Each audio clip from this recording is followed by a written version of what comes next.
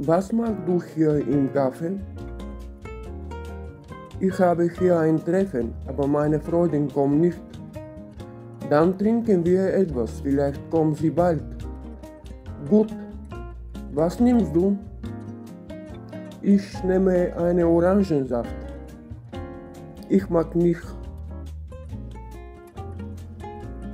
Ich nehme eine Cola. Was magst du hier im Kaffee? Ich habe hier ein Treffen, aber meine Freundin kommt nicht. Dann trinken wir etwas. Vielleicht kommt sie bald. Gut, was nimmst du? Ich nehme Orangensaft. Ich mag ihn nicht. Ich nehme eine Cola.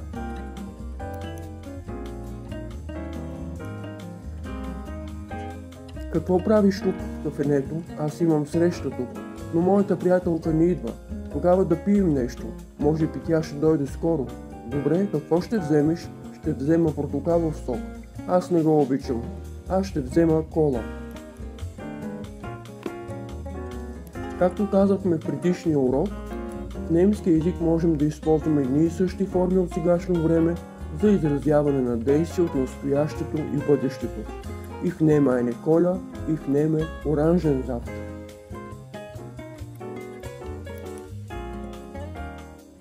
Речник.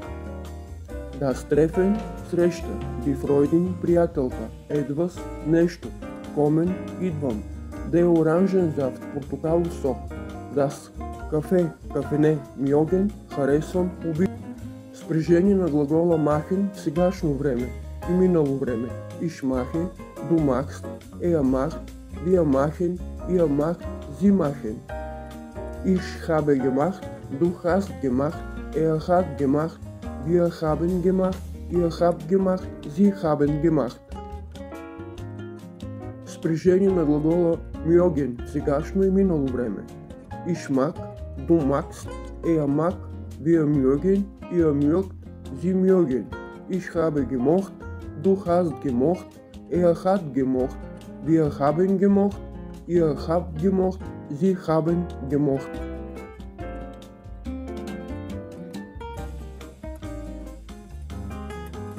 Спряжение на глагола kommen.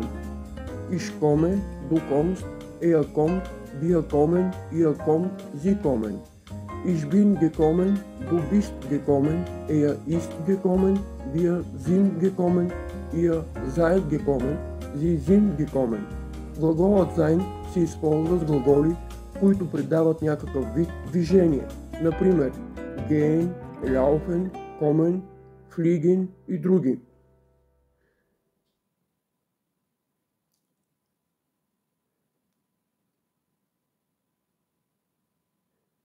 Спряжение на глагола treffen в сегашно и минало време.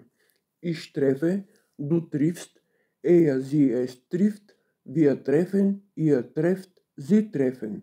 Минало време. Ich habe getroffen, du hast getroffen, er hat getroffen, wir haben getroffen, ihr habt getroffen, sie haben getroffen.